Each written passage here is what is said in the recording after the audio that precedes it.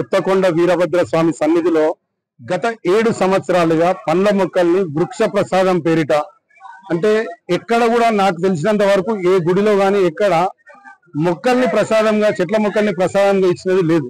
అంటే వృక్ష ప్రసాదం అని మన కొత్తకొండ వీరభద్ర స్వామి సన్నిధిలో గత 7 సంవత్సరాల ముందు స్టార్ట్ చేయడం జరిగినది. ప్రతి సంవత్సరం 25,000 నుంచి 30,000 మొక్కలు, పండ్ల మొక్కలు పంచుతున్నాం.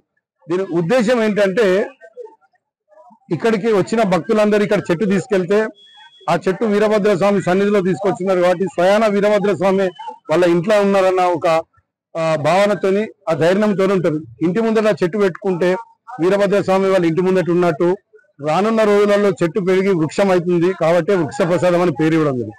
అంటే కొన్ని రోజుల తర్వాత ఆక్సిజన్ రూపకంలో, ఆ తర్వాత నీడ రూపకంలో, ఆ తర్వాత పండ్ల రూపంలో ఆ కుటుంబానికి ఒకలాంటి సపోర్ట్ గా ఉంటుంది.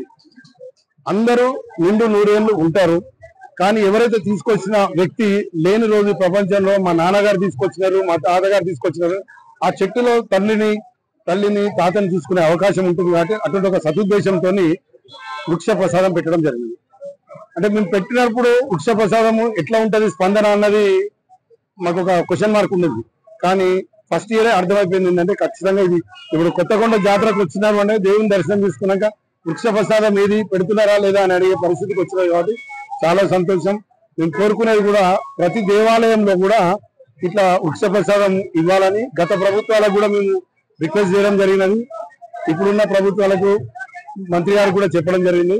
ఇట్లా చేస్తే అన్ని టెంపుల్లో వేస్తే మన వంతు బాధ్యతగా వాతావరణానికి కూడా మనము తోడ్పడ్డట్టు అవుతుంది.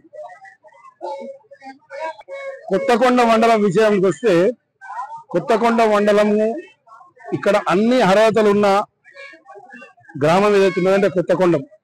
ఇక్కడ ఎందుకు కాలేదు అంటే కేవలం ఒకటే ఒక కారణము, ఇప్పుడు ఇక్కడ స్థానికంగా అంటే ముఖ్యంగా ముల్కనూరులో ఉన్న కొంతమంది నాయకులు తప్పుదోవ పట్టించేసి అప్పుడు గత ప్రభుత్వ హయాంలో కొత్తకొండ మండలం కానియలేదు.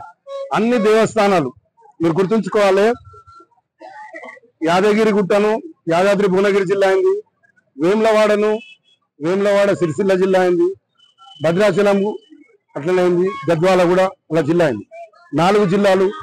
మండలాల విషయానికి వస్తే కొమరెల్లి దేవస్థానం మండలమైనది, ఐనవోలు దేవస్థానం మండలమైనది, చిలుపూరు దేవస్థానం మండలమైనది, ఇల్లందకుంట దేవస్థానం. కేవలం కొత్తకొండ కాలేదు అంటే అయితే అప్పుడున్న అధికారంలో ఉన్న నాయకుల అసమర్థత లేకపోతే వారికి అవగాహన రాహిత్యం వలన కొత్తకొండ నోచుకోలేదు. సో మేము భారతీయ జనతా పార్టీ పక్షాన మేము ఖచ్చితంగా డిమాండ్ చేసినాం, మాకు అవకాశం వస్తే కొత్తకొండ మండలం చేస్తామని. అదే సమయంలో ఇప్పుడు మంత్రిగా ఉన్న పొన్నం ప్రభాకర్ గారు వారు కూడా ఏమన్నారంటే కొత్తకొండ మండలము అన్ని అర్హతలు ఉన్నది, మేము కనుక అవకాశం వచ్చి అధికారంలోకి వస్తే కొత్తకొండ మండలం చేస్తాము, నేను కూడా 12 రోజుల పాటు మాల వేసుకొని ఇక్కడ ఉంటా అన్న ఒక మాట ఇచ్చినారు. సో తప్పకుండా వారు మాట తప్పకుండా చేస్తారని అనుకుంటున్నాము. ఒకవేళ వాళ్ళు చేయకుండా తప్పకుండా మాకు అవకాశం వచ్చిన రోజు మాత్రం కొత్తకొండ మండలం చేస్తుంది. ఈ సంవత్సరం 25,000 మొక్కలు, మధ్యన కరోనా టైంలో 10-15,000 మొక్కలు చేసినాం. అంతకుముందు 40,000 మొక్కలు కూడా పంచడం జరిగింది. ఇది కూడా కొత్తకొండ మండలం అయ్యేంత వరకు ఖచ్చితంగా చేస్తాం.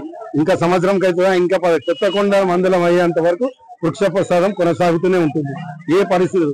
ఆ తర్వాత దేవుడి దయ ఉండి, దేవుడు ఆ ధైర్యము ఆ శక్తి మాకిస్తే ఆ తర్వాత కొనసాగుతుంది.